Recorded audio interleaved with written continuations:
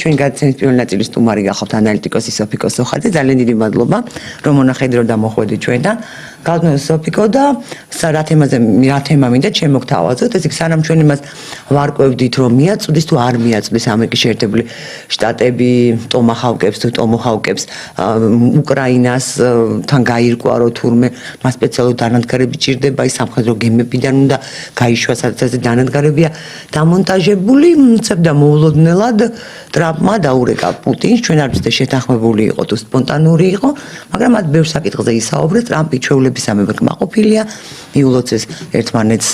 ახლო აღმოსავლეთის მშვიდობის დამყარება და იმედი გამოთქვეს რომ ამის შემდეგ უკრაინაში ომიც დასრულდება და როგორი აქცენტი მინდა გავაკეთო იქ ესეთი ფრაზა იყო ეს რაც ტრამპმა დაწერა თქვა აი ამ სატელეფონო საუბრის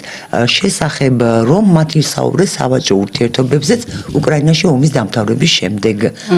აი ეს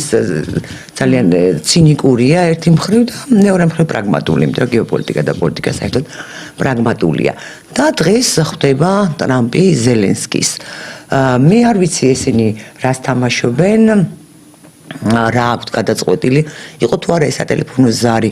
აქვს თუ არა ამწად სატელეფონო ზარს კავშირი ალასკაზე მიღწეულ შეთანხმებასთან რაზე ილაპარაკეს იქ ჩვენ ხო არ ვიცით ან ეს შეხვედრა დათქმული იყო წინასწარ რომელიც თუნდაც უნდა გაიმართოს მეორე შეხვედრა მაქვს მხედველობაში ხო მაგრამ ყოველ შემთხვევაში ჩემი აზრით იბადება ესეთი კითხვა რას თამაშობენ ამერიკის შეერთებული შტატების რუსეთის ფედერაციის და ალბათ ჩინეთის ხელისუფლებები და რას გვეთამაშებიან და არა მარტო ჩვენ გვეთამაშებიან მე მგონი ეთამაშებიან ნატოსაც და ევროკავშირსაც. დიახ, მადლობ ნინო მოწვევისთვის თქვენ სწორად აღნიშნეთ რა თამაშია ეს რას გვეთამაშებიან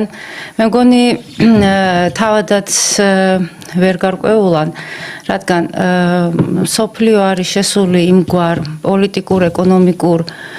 გლობალურ კრიზისში რომ დიდი მოთამაშეებიც კი ძალის ცენტრები გეოპოლიტიკური სიმძიმის ცენტრებს რო ვუწოდებთ ჩვენ ხო რომელიც დღეს სამი გლობალური ძალით არის წარმოდგენილი ეს არის ამერიკის შეერთებული შტატები რუსეთი და ჩინეთი ისინიც კი ჩვენ მაკვირდებით რომ არიან სიტუაციური რეაგირების რეჟიმში ფუნდამენტური მიზეზი ამისი გახლავთ ის რომ ის სოციალურ პოლიტიკური რაღაც საერთო გლობალური დოქტრინა რომელიც თქვათ მისაღები იქნებოდა ამ ძალის სამივე ცენტრისთვის თქვათ ხო და მოხსნი და ასე თქვათ მათი დაპირისპირების თავარ მიზეს თქვათ ხო აი ძალიან მაღალი თამაზე რო ავიღოთ ხო ასეთი რამ არ არსებობს და ჩვენ ხედავთ რომ მათი სტრატეგიები ფარავს ერთმანეთს ასე რომ ეს ყველაფერი არის ერთგვარი პოლიტიკური თამაში ამგვარი თქვათ გამოსვლები ტრამპის ძირითადად გათვლილია მე ვფიქრობ შიდა ელექტორატზე რადგან ჩვენ ხედავთ რომ თუნ ამერიკის შეერთებულ შტატებში უმძიმესი ვითარებაა თქვათ ხო სამ შტატში უკვე ჯარები არის შეყვანილი თქვათ და ფაქტობრივად ის კოლიზია რაც მიმდინარეობს მთელ სოფლიოში თქვათ ხო ყველაზე მწვავედ და ყველაზე მძაფრად აისახება თავად აი ამ დიდი მეტროპოლიის ძალის ცენტრის შუაგულში ამერიკის კონტინენტზე და ამაშიც არსებობს რა თქმა უნდა გარკვეული ლოგიკა ალიასკის შეხვედრის დღეს 15-16 აგვისტოს იყო ეს ხო? დიახ. მე იმ დღესვე დავწერე ჩემი გრძელვადიან პერსპექტივაზე გათვლილი არა აგვისტო გრძელვადიან პერსპექტივაზე გათვლილი პროექტი, გათვლილი პროგნოზი, ასე ვთქვათ, ხო? და მე გამოთქვი ასეთი მოსაზრება, რომ გლობალური ძალის ცენტრები მოსინჯეს რა მათ ერთმანეთი ბრძოლის ველზე და რეალურ ბრძოლაში მათ ერთმანეთი ასე ვთქვათ დაკბინეს ნახეს ერთმანეთის მოტელეს სუსტი წერტილები მივიდა საქმე ბირთვული ომის ზღვრამდე უკიდურესად აწეულია ტემპერატურა ყველა მიმართულებით და ამის შემდეგ უკვე მიდის აი დისტანცირება ამ პროცესიდან და ამერიკის შეერთებულ შტატებს რუსეთს ასევე ჩინეთს აქ ჩინეთი ერთ-ერთი მთავარი მოთამაშე და კატალიზატორია ოღონდ თავისი ცივილიზაციური პარადიგმიდან გამომდინარე თქმა უნდა ელოდება თავის მომენტს და აქედან შეიძლება ითქვას, რომ ყველაზე დიდ ბენეფიტებს იგივე უკრაინის ომისგან შეიძლება ითქვას, რომ თავიდანვე ჩინეთი იღებს და აი ამის შემდეგ უკვე ხდება დისტანცირება ამ ძალების დაშორიშორება და ორი მთავარი პრობლემა აქვს რუსეთს და ჩინეთს, ну პრობლემას ვერ ვიტყვი, მრავალპლასტიანი, მრავალმხრივი, ძალიან დიდი პრობლემა. ერთი, თქვათ, შიდა პრობლემა, თქვათ, ეკონომიკის თვითონ მათ შორის უმთავრესი პრობლემაა, რაც რუსეთის მაგალითად ჩვენ ვხედავთ, თქვათ, ხო, აი ნეოლიბერალური აზროვნების და სოფხედველობის საზოგადოების გადაწყობა კონსერვატიულ ასე თქვათ მასე აზროვნების ფორმაზე, ანუ შეიძლება ითქვას, რომ რაღაც ნიშნები ნეოლიბერალური პარადიგმიდან გამოსვლის და ზოგადად მსოფლიო გლობალისტური ლიბერალური სისტემისგან დისტანცირების რუსეთისგან შეინიშნება, თუმცა ფინანსური სექტორი, რომელიც ძალიან არის დამოკიდებული ისავე გლობალურ ფინანსურ სისტემებზე და დოლარის დომინაციაზე, ეს ზოგადად ძალიან რთული პროცესია ჩვენთანაც მათ შორის, თქვათ ხო, როდესაც ვამბობთ აი ნეოლიბერალური სისტემიდან გამოსვლა, თქვათ ხო, მე ხშირად ვახსენებ და ზოგადად ჩვენ ანალიტიკოსები ყველა მიმართულებით, ყველა თავისი მდგენერით მათ შორის ეკონომიკის მოდელი და ასე შემდეგ, ხო? ეს დაკავშირებულია ურთულეს პოლიტიკურ, გეოპოლიტიკურ პროცესებთან და რა თქმა უნდა, ყველაზე მწვავე და ყველაზე მტკივნეული პროცესი რუსეთისთვის არის ის, აი შიგნით, თქვათ, სოციუმის და მოსახლეობის იმგვარად პერეფორმატირება, რომ მათ გრძელვადიან პერსპექტივაში გაუძლონ ამ მომქანცველ, მათ გამოფიტვაზე ორიენტირებულ ომს. ერთი ეს სოციუმის საკითხი თქვა და ანუ თვითონ რუსები ასე ახდენენ ამის ფორმულირებას მომავლის ხატი. თუ აი როდესაც მათ თქვეს უარი ლიბერალურ სისტემაზე, როგორი უნდა იყოს დიდი რუსეთის იმპერია, რომელიც არის რთულად შედგენილი, მრავალეროვანი და ეს ძიების პროცესი თქვათ, ხო, რა უნდა იყოს მათი ცივილიზაციის ეგრეთ წოდებული რუსული სამყაროს მთავარი მდგენელები, ეს არის ურთულესი ცივილიზაციური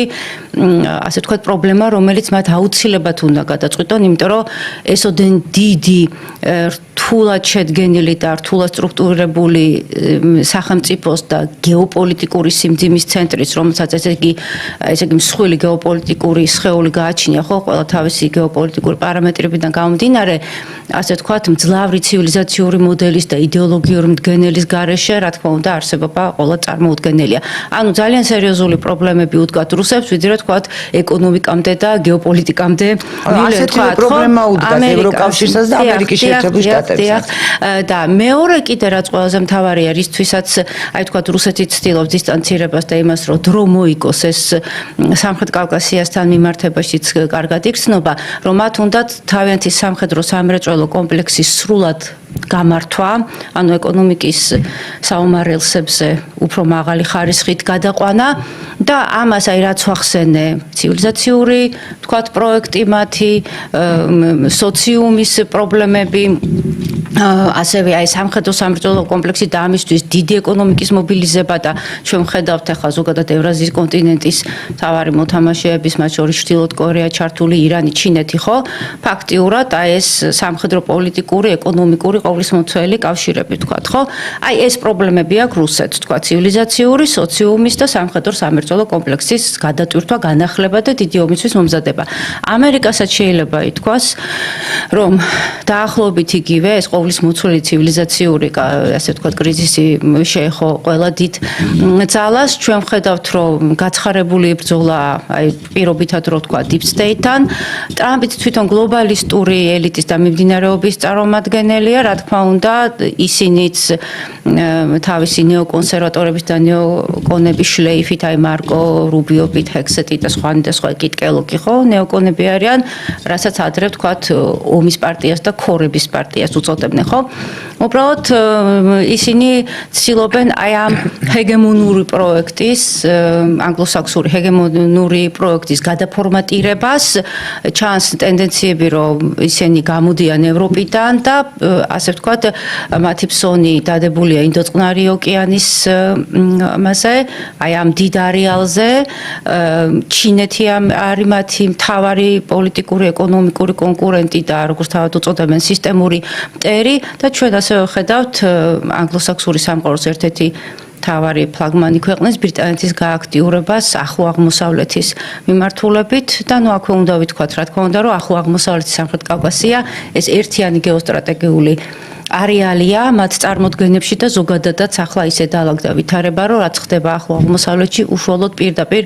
გავლენას ახდენს სამხრეთ კავკასიის რეგიონზე. მოკლედ ის რაც იყო ალიასკის შეხვედრა თქვათ, ხო? რუსებმა თქვათ შეიძლება ითქვას დააყნენ ამ თამაშს, ესეთი რევერანსირება იყო მათი მხრიდან, მაგრამ მეორე დღესვე უკვე იყო ძალიან როგორ გითხრათ ესეთი შეფასებები, მე საღამოს ვედავდე ის ჩემი პოსტი შეუძლიათ ნახოთ 15-16 ივნისის ჩემი წერილი ამის შესახებ, რომ ესე იგი ფაქტიურად ვერაფერზე ვერ შეთანხმდნენ. ეს იყო მხოლოდ აი რაღაც ესეთი მაგრამ თავად პოზიციები ხო რეალურად და არც კი ბატონო და არც ამას რაიმე სერიოზული ხელშეკრულება და ეს არაფერი არ მოყოლია და ამის მთავარი მიზეზი გახლავთ ის, რომ ჯერ ერთი ვთქვათ, რომ ის რაც არის თქვათ დიდი გლობალური სტრატეგია თქვათ ანგლოსაქსონური სამყაროსი ამერიკის და ბრიტანეთის თქვათ ხო და აქ მოიაზრება მთლიანად რა თქმა უნდა მთლიანად დასავლური სამყარო მთელი ყველა თავისი ფრაგმენტით ხო ეს სტრატეგიები არის გათვლილი 50-100 წელზე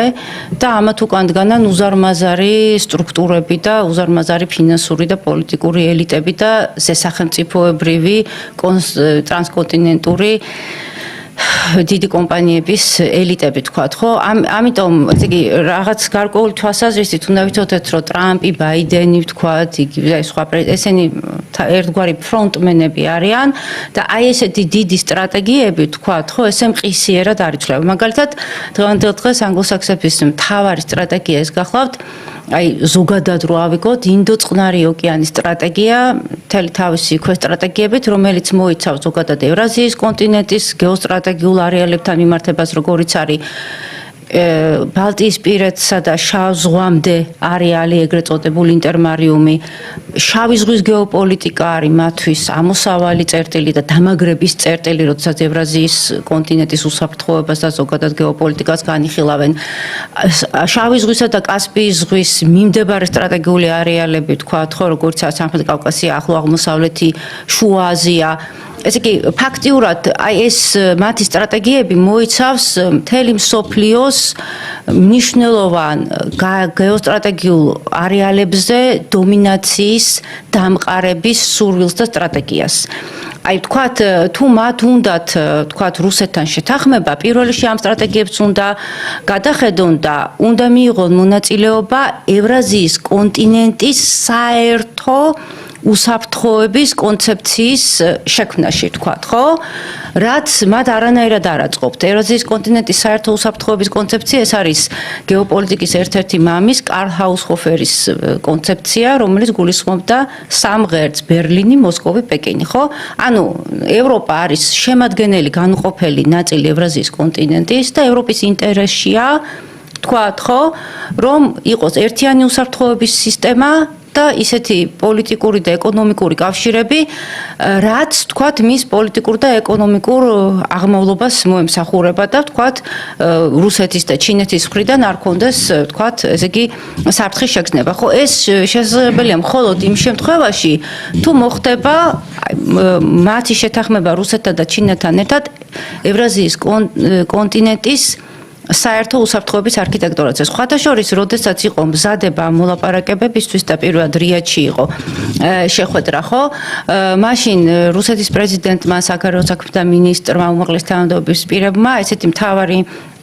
ის იყო მათი მხრიდან გზავნილი, რომ ჩვენთვის უმთავრესია ამ ომის, რომელიც უკრაინის ტერიტორიაზე მიმდინარეობს, პირველ მიზეზების აღმოფხვრა და არა იმდენად უკრაინის საკითხი, არამედ ზუსტად ეს იყო დასმული ევრაზიის კონტინენტის საერთო უსაფრთხოების არქიტექტურაზე ფიქრი. აი ესაა მთავარი და ამის ნიშანწყალიც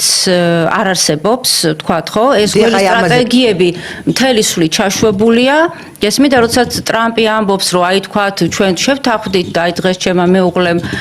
მითხრა, რომ აი კიდე ერთი ის დაიბომბა რუსეთის მხრიდან უკრაინის დედაქალაქი, მაგრამ ეხლა თვითონ რომ ინტერმარიუმს აიარაღებენ სამხედრო კომპონენტი და რუმინეთში რომ უზარმაზარი ნატოს ბაზის გარდაქმნა ხდება ფაქტიურად უმძლავრეს ნატოს ცენტრად და როდესაც ახლა ყველანაირად ცდილობენ შავ ზღვაში თავისი ჰეგემონიის აღდგენას თურქეთის მეშვეობით, როდესაც ბრიტანეთი ცდილობს, თქვათ ხო, იგივე ახლო აღმოსავლეთის პერეფორმატირებას ირანზე თავდასხმა მეტი არაფერი არ იყო, ხო, თავადაც აღიარეს, სხვა შორის თულსი გაბარდმა მარტში ერთ-ერთ იმაზე ეს ვიდეოც არსებობს, თქვა, რომ არანაირ ეხლა ამ მომენტში ეს ირანი არ მუშაობს ბირთვული იარაღის შექმნას და შემდეგ უკვე დაიწერა და ითქვა, რომ ირანზე დარტყმა ის 12 დღიანი ომი რო იყო 13 ივნის რომელიც დაიწყო. ამის მთავარი მიზანი იყო, რა თქმა უნდა, ირანის დაშლა, ფრაგმენტაცია, მათ აინტერესებდა თქვა შიდა, ასე თქვა, მათი ელექტორატი ამაზე როგორ რეაგირებას მოახდენ და ანუ შიგნიდან დაშლა თუ გამოვიდოდა ირანის, სუსტი წერტილებით მოძებნეს და არანაირი ეს მხოლოდ საბაბი იყო, თქვა, რაღაცა ბირთვული იარაღის წარმოება, ხო? ანუ აი ბოლოზე საბოლოოდ რეკლამო ჭრა უნდა გქონდეს, რომ არ შეიძლება კი ბატონო. არა, გავაგრძელებთ ჩვენ საუბარს, რეკლამის გამო შეეხინთ და დაგემშვიდობოთ, ჩვენ მალე დავაბრუნდებით, დაგველოდეთ. ეთერში ვიბრუნდებით, განვაგრძელებთ საუბარს ჩვენ სტუმართან, ანალიტიკოს სოფიკო სოხაძესთან ერთად, თქვენ ახსენებთ ევროპის, ევრაზიის უსაფრთხოება, მაგრამ აი დიდ ბრიტანეთისთვის რატომ უნდა იყოს ხელსაყრელი ევრაზიის უსაფრთხოება? ის სადღაც განაპირას არის და პირიქით ძალიანაც კარგია საფრთხიანობა, იმიტომ რომ უფრო მეტ დივიდენდს და ბონუსს მიიღებს აქედან. დიახ, გეთანხმებით. ზოგადად ახლა ის რომ დავასრულოთ, თქვათ ეს ალიასკის შეხვედრის საკითხი, ხო? რეალურად არანაირი შედეგი არ დადებულა და რაც თავარია ეს არანაირი ხელშეკრულებაში, თქვათ, არასახულად არც იყო მოლოდინი, რომ ამე კონკრეტულ დოკუმენტში აისახებოდა. ანუ ჩვენ ვხედავთ, რომ დიდი მოთამაშეების ძალის ცენტრების სტრატეგიები ფარავს ერთმანეს და ეს არა მხოლოდ თეორიულ დონეზე, არამედ ისინი ერთმანეთის გავლენის ზონებში და სივრცეებში შეიჭრნენ. ჩვენ ცივილიზაცია უნდა გავიაზროთ, რომ ეს არის ძალის პარადიგმის ცივილიზაცია, ჩვენ მოგწონს თუ არ მოგწონს, ჯერ სოფლიო ცივილიზაცია არ არის ისეთი განვითარების დონეზე, როგორც ასეთ მენტალურად, ისევე სამეცნიერო-ტექნიკური პროგრესის განხრით, რომ თქვათ, აი ეს მოხდეს პარადიგმული ცვლილება. ხო, ერთი წუთი წარმოვიდგენთ, ახლა 192 სახელმწიფო რო დაიშალოს, თქვათ, იმდენ სახელმწიფოთ, რამდენი ერიც არსებობს და რამდენი ეთნიკური ჯგუფის და ენაც, თქვათ, ხო, ესე იგი შუა საუკუნეებში კი არა, მისი ბნელ შუა საუკუნეებში გადავარდებით, ხო? და დაიწყება ისევ გამსხვილების პროცესი, იმიტომ რომ თქვათ, რესურსების საკითხი, თქვათ, ენერგეტიკის უსაფრთხოების საკითხი, ხო, პატარა სახელმწიფოები გამორიცხულია. არსებულ პარადიგმაში, რომელშიც ვართ, ვერანაირად ვერ გადავწყვეტ. ამისთვის აი მინიმუმ, როგორც აი პირველი ნაბიჯი უნდა არსებობდეს ყველასთვის თანაბრად მისაწვდომი და უფასო ენერგიის წყარო, რომელიც როგორც ფიზიკოსები ამბობენ, სავსეა კოსმოსი და տեսად ცდილობს ამის, დიახ, მაგრამ აი სწორედ ის სოფლიო ელიტებიო არის ასეთი მოსაზრებაც, რომ აი ამ სამეცნიერო-ტექნიკურ პროცესს აფერხებენ, რომ ვთქვათ, არ მოხდეს აი ეს სხვა საფეხურზე ასვლა და პარადიგმული ცვლილება, მაგრამ ეს ძალიან დიდი საკითხია. მოკლედ, კონტინენტზე თავისი ძალის ცენტრები სჭირდებათ. ამ ძალის ცენტრად შენ თუ პრაგმატულ ასე თქვა ურთიერთობას დაამყარებ და ყველაზე მთავარი რაც არის უსაფრთხოების საკითხებში მოხდება შეთანხმება, ხო, ეს საფრთხე შეიძლება ძალიან დიდ შესაძლებლობად გადაიქცეს, იმიტომ რომ ძალის ცენტრებისთვის აქილევსის ქუსლის სწორედ ეს არის ძალის ცენტრსა და მის მიმდებარედ არსებულ სტრატეგიულ არეალებს შორის ურთიერთმიმართების საკითხი, ანუ გეოპოლიტიკის უმთავრესი საკითხი, რაც არის უსაფრთხოების საკითხი, ხო? და ჩვენ ვხედავთ, რომ აი თქვათ, შეიჭრა რა ევრაზიის ევრაზიის კონტინენტზე ვთქვათ, ხო, ეს უკრაინის ომი, ეს არის პლაცდარმი, ვთქვათ, კოლექტიური დასავლეთისთვის რუსეთის და ზოგადად ჩინეთის საწინააღმდეგოდ, უნდათ მეორე მის გააქტიურება სამხრეთ კავკასიის და ამით ცდილობები მუდმივად იქნება, ვთქვათ, ეხა ახლო აღმოსავლეთიდან იქნება მცდელობა იგივე ირანის რუსეთის დესტრუქციის და ეს ანგეზურის დერეფნის თემა ეს იყო აი საფრთხის და დესტაბილიზაციის შემოტანის ერთ-ერთი ფრაგმენტი, რომელსაც ერდოღანი იმ წუთას აყვა, ესე იგი არ უშვებს, მყისიერად რეაგირებს, როგორც კი მისი პარტნიორი გეოპოლიტიკური ძალის ცენტრი იწყებს რომელიმე პარამეტრის გაზრდას, იმ წუთას მოდის, ასე ვთქვათ, მოქმედებაში ელვისებურად, ხო, ესეთი ინტუიციური უნდა გამორჩეს. აი ეს ყველაფერი, ანუ ევრაზიის კონტინენტზე სხვადასხვა გეოსტრატეგიულ არეალებზე თავისი პროქსი ძალების, მაგრამ ჩვენ ვხედავთ, რომ ეხლა თავის ამაში ჰეგემონიის სივრცეში შეექმნა ამერიკას პრობლემა, ჩინეთის მზარდ ჰეგემონიას ინდოწყნარი ოკეანის აუზში, რაც არის ზღვის ცივილიზაციის სახლი, ხო, ვთქვათ, ხო, ისინი არავითარ შემთხვევაში არ შეეგუებიან და მოსალოდნელია დიდი ჯახი, მათ შორის სწორედ 2025 წლის ბოლოდან ამასზე წერენ თვითონაც, აი ის კონგრესის მოხსენება 2023 წლის 13 ოქტომბრის არაერთხელ მიხსენებია, სადაც ფუნდამენტური, ასე ვთქვათ, ის არის 159 გვერდიანი დოკუმენტი, სადაც წერია, რომ ჩვენ უნდა მოვემზადოთ რუსეთთან და ჩინეთთან, ესე იგი, ორმაგი ერთობლივი დაპირისპირებისთვის და ბირთვული პროგრამების გაზრდის აუცილებლობაზეა საუბარი, ხო? ანუ აი იმის არ მგონია კონდეთ მათ იმის ილუზია, რომ თქვათ რუსეთს და ჩინეთს ასე ვთქვათ ბრძოლის ველზე დაამარცხებენ, ხო? აი დიფუზური ომის ამოცანა ეს არც არის დიფუზური ომი, აი რაც ბატონი დავით ზარდიაშვილი საუბრობს, არის თვითონ პროცესი, ომის პროცესი, მუდმივი ქაოსი და მთლიანად ამოტრიალება, ასე ვთქვათ, აი მისი სხვადასხვა პოზიციების, ვთქვათ, ხო? ამიტომ არის, რომ ჩვენ გვიკვირს, რომ ჩვენ ხედავთ, რომ თითქოს მუდმივი პარტნიორები რაღაც მომენტში არიან აბსოლუტურად რადიკალურ პოზიციებზე, ვთქვათ, ხო? აი ამ დიფუზური ომის ხასიათიც ეს არის და აი ესე იგი რისი თქმა მინდა რომ თუ ამერიკა და ანგლოსაქსონური სამყარო ცდილობს ევრაზიის კონტინენტზე თქვათ დომინაციის დამყარებას მთავარ გეოსტრატეგიულ არეალებზე და მთავარი მათი ეს არის ინტერმარიუმი ბალტიისპირეთიდან შავ ზღვამდე შავი ზღვა კასპიის ზღვა სამხრეთ კავკასია ახლო აღმოსავლეთი თქვათ ხო ინდოწყნარ სამაგიეროდ ჩინეთი ინდოწყნარის ოკეანის აუზში უქმნის მას პრობლემას ასევე რუსეთით გამოჩნდა იქ როგორც ერთ-ერთი მთავარი მოთამაშე რადგან რუსეთის განვითარების ვექტორი აშკარად აღმოსავლეთისკენ და წყნარი ოკეანისკენ არის მიმართული და ჩვენ ვხედავთ როგორ აქტიურობს ჩინეთი ისე და რუსეთიც კარიბის ზღვის ქვეყნებთან ვენესუელაში და ასე შემდეგ ესე იგი ფაქტურად არ მხოლოდ თეორიულ დონეზე მათი სტრატეგიები თქვათ დამუშავებული რომელიც გათვლილია იმაზე თქვათ ხო რომ აი ამ დიდ არეალებზე მოიპოვონ თავიანთი გავლენა არამედ ჩვენ ვხედავთ ამის უკვე რეალურ ცხოვრებაში ამის გააქტიურებას თქვათ ხო აი თავის ძორზე კარიბის ზღვის კრიზისიც ეს იყო ხო იზმირში დააყენეს ამერიკელებმა თურქეთის ტერიტორიაზე თქვათ თავიანთი მესა რაკეტსაწინააღმდეგო სისტემები და შემდეგ იმაზე კუბაზე საბჭოთა კავშირმა ხო შემდეგ ორივემ გამოიყვანა ეს თავიანთი ძალები ანუ საწყის წერტილი ანალოგიური სქემა მეუბნება მე ვფიქრობ ეხლა სწორედ ის მომენტია როდესაც აი ამ ორმა დიდმა ძალამ და ჩინეთი მაინც ეს ზიარჭურჭელის როლს თამაშობს ამ შემთხვევაში ამ ორმა ძალამ ერთმანეთი მოსინჯეს ეხლა მათ სჭირდებათ დრო აი ესე რომ ვთქვათ ძალების მოკრებისთვის და სულის მოთქმისთვის ამიტომ მე ჩემ წერილში დავწერე 2027-28 წლამდე მაინც მაგრამ პროცესები ისეა დაჩქარებული რომ აი პოლიტიკოსები და ანალიტიკოსები ვერ ვეწევით ფაქტიურად ხო 2028 წლამდე მე ვფიქრობ რომ აი ძალიან დიდ კოლიზიას და აი დიდ დატაკებას გლობალური აღმოსავლეთის და გლობალური დასავლეთის არ უნდა ველოდოთ ფრაგმენტულად სადაც იქნება მოსახერხებელი იქნება სამხრეთ კავკასია ახლო აღმოსავლეთი იგივე ტაივანის საკითხი იგივე აი თქვა ინტერმარიუმი ხო ფრაგმენტულად შეიძლება, რა თქმა უნდა, ეს იმხელა ისარჯერ ინერციული სვლა აქ ამ პროცესს, რაც უკრაინაში დაიწყო, თქვათ, ხო? ფრაგმენტულად იქნება გააქტიურება, თქვათ, შეიძლება ისეთი ომის სახეც მიიღოს, როგორც იყო, თქვათ, ისრაელ-ირანის ომი, თქვათ, ხო? აფეთქდა და უცბად ჩაცხრა, თქვათ, ხო? იქაც დატესტეს მაგრამ ეს ადამიანების დაბომბვა ქვეყნების აუცილებლად ეს განმეორდება ირანს აუცილებლად მიადგებიან ეხა ღაზაში რასაც მოეწერა ხელი ნუ რა ვიცი ხა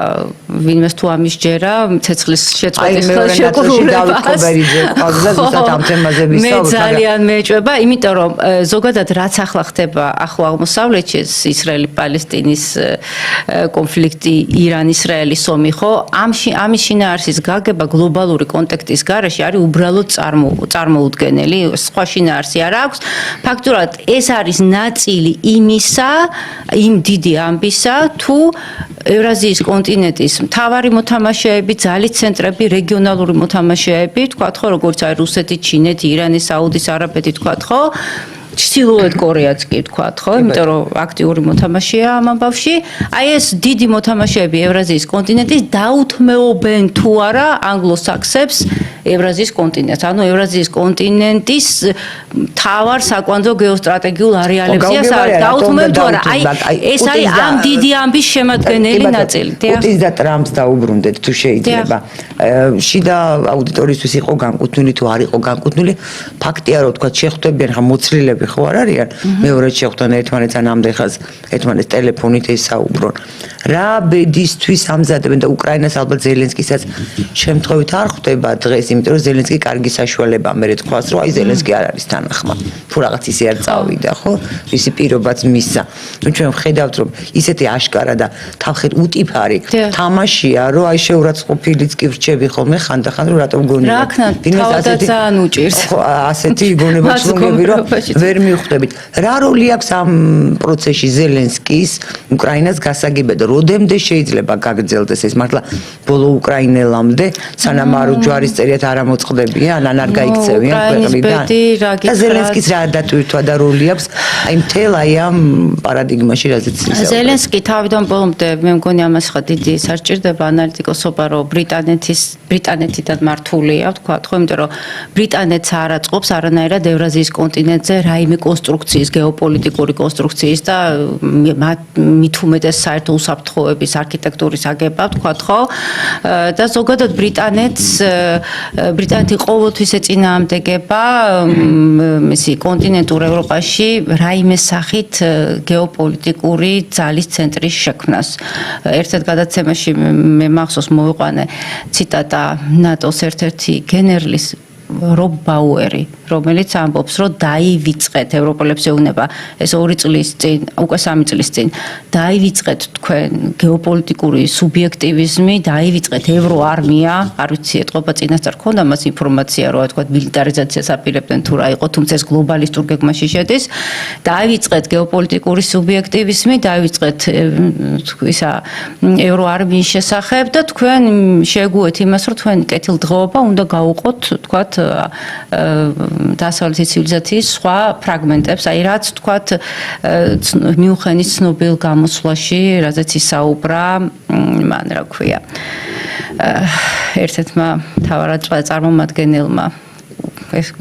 გვარს ვერ იხსენებ ახლა უკაცრავად თქვა ხო ცნობილი ისა მიუხენის კონფერენციაზე რომ ესე იგი უსაფრთხოება უფასოდ ამერიკის შეერთებული შტატებისგან რაც ქონდა თქვენ უსაფრთხოების ქოლქა ახლა უკვე მოგიწევთ ამისთვის თქვენ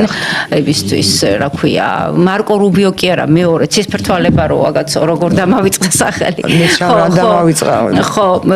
და ხო ჯეიდი ვენსი როგორ ჯეიდი ვენსი დიახ ჯეიდი ვენსის სიტყვა რომელიც იყო ცივი წყალი ფაქტურად ევრობიუროკრატებისთვის და გლობალისტებისთვის და ზოგადად კლაუს შვაბის მთლიანად აი მათი ასე ვთქვათ სეგმენტისთვის ერთ-ერთი მაშინ ესეც იყო რომ უსაფრთხოებით თქვენ მოგიწევთ გადახდა მისი თანხების და ნუ რა თქმა უნდა ის მესიჯები მთავარი რაც იყო და ეს გამათრახება იდეოლოგიის კუთხით ვთქვათ ეკონომიკის და ეს ხა ცალკე საკითხის თემაა და ყველა ჩვენ კარგად გვახსოვს ხო ასე რომ რომ იგივე ომის დაწყებისთანავე მისი რა ქვია ბრიტანეთის პრემიერ-მინისტრის ჯონსონის ვიზიტი რომელმაც ფაქტურად ჩაშალ მოლაპარაკება ვთქვათ ხო და შეუკვეთა ცეცხლი და ისევ შეაგდო უკრაინა ამ ორი ქარცელში თორემ შესანიშნავი პირობებს თავაზობდნენ ფაქტურად ერთ-ერთი ყირიმზე იყო საუბარი თორე დანარჩენი ეს ერთადერთი თხოვდნენ ასე რა ქვია რუსული ენის ხელშეუხებლობას მართლმადიდებლური ეკლესიის კულტურული ავტონომიას და ნუ ყირიმის საკითხი ხა ყირიმს რუსეთი ყირიმის დათმობა ეს ნიშნავს იმას რომ მან საერთოდ შავ ზღვაზე ხელი აიღო იმიტომ რომ ყირიმის დათმობა ეს ნიშნავს რუსეთის უსაფრთხოების სამხრეთი ფლანგის გარღვევას და ყირიმზე უარი თქმა ეს ნიშნავს რომ მაშინ დაშლაზე აწერენ ხელს ეს წარმოუდგენელია და ამერიკელები ნიშნავს რომ ზე სახელმწიფო როგორც ასეთი ვერაზოს ვერ გახდება რუსეთი ხო ხედავთ ამერიკა მექსიკის ყურას ამერიკის ყურე გადაარქვა თქვათ ხო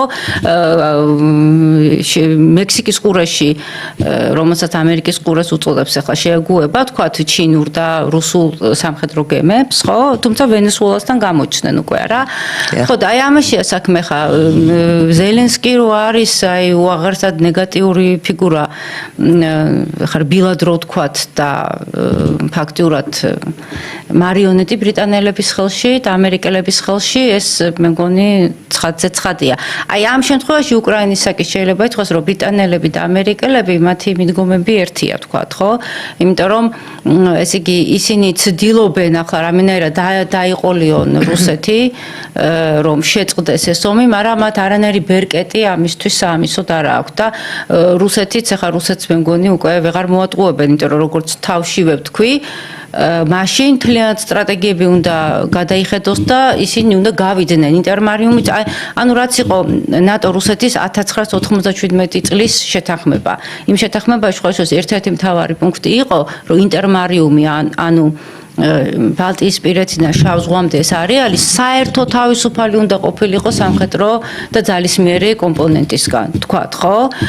და ესე იგი რუსეთის პერიმეტრზე პირიქით ისინი ცდილობენ შეღწევა სამხედრო კომპონენტის გაძლიერებას სამხრეთ კავკასიასა და შუა აზიაში თქვათ რუსეთის და ჩინეთის გავლენების შესუსტებას და ზოგადად აი რაც ვახსენე ინდოწყნარი ოკეანის სტრატეგიის მთავარი მიზანი ეს არის რუსეთის იზოლაცია და ჩინეთის შეკავება. ანუ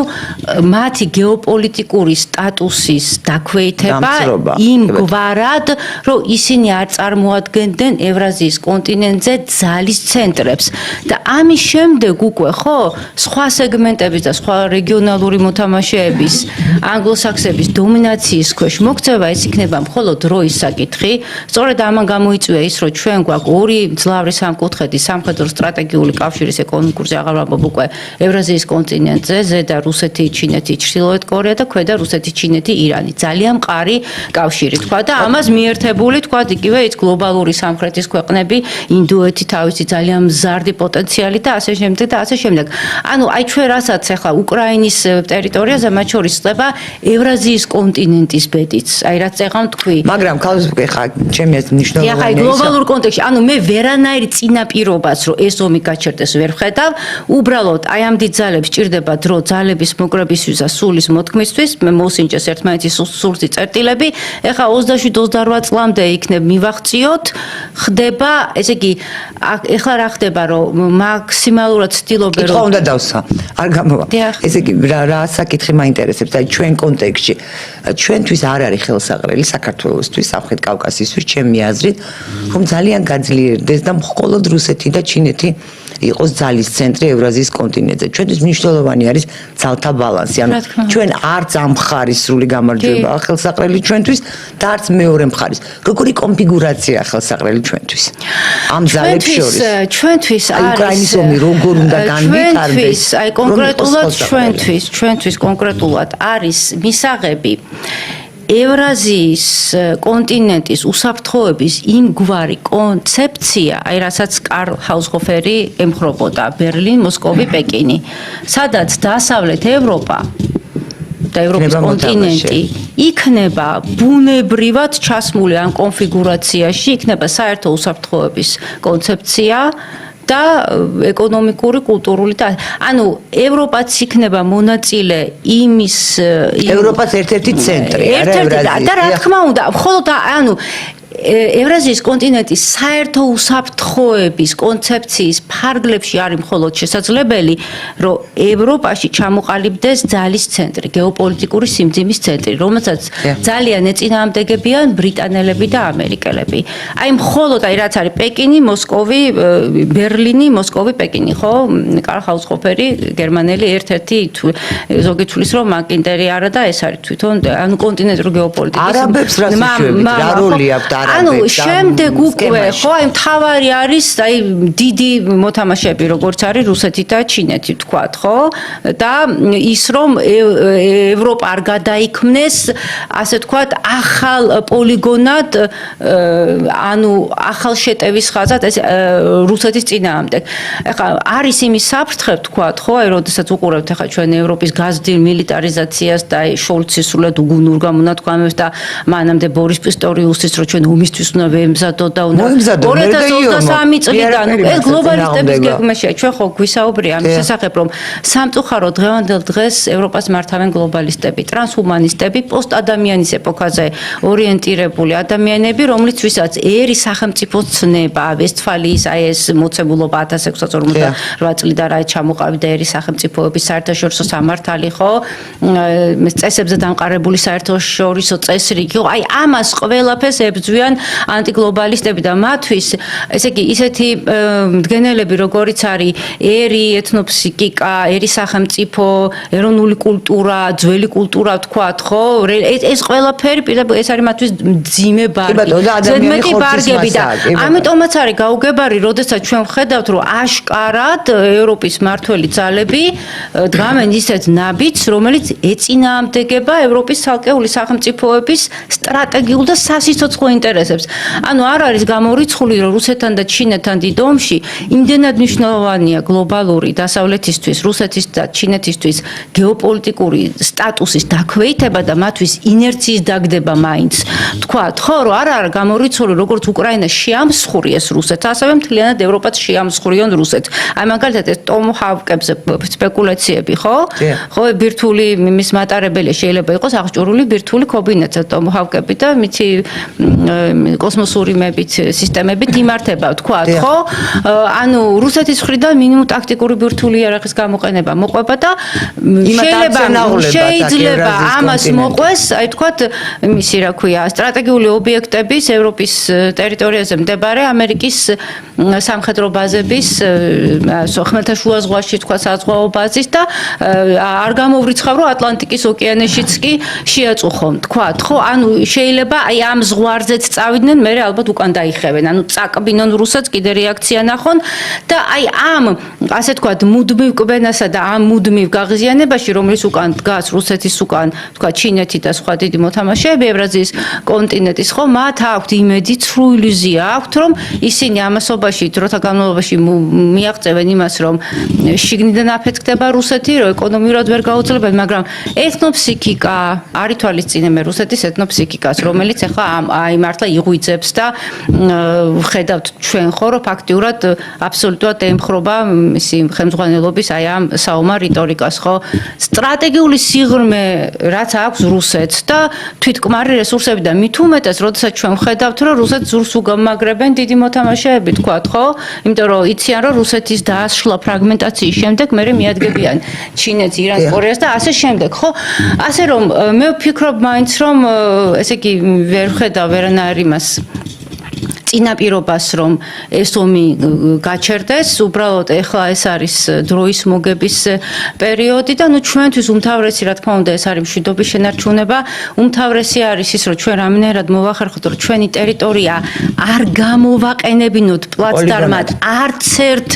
ძალას ნუ ძირითადად აქ მიზანია რუსეთის წინააღმდეგ და ირანის წინააღმდეგ თქვათ ხო აი არავითარ შემთხვევაში და ამის პარალელურად ჩვენ თუ მოვახერხებთ იმას რომ გამოვიყედოთ ჩვენ ჩვენი ისტორიული შანსი და აი აღმოსავლეთ-დასავლეთის მაგისტრალის პარალელურად ჩრდილოეთ სამხრეთის აი ამ მეგა ეკონომიკურ იმაში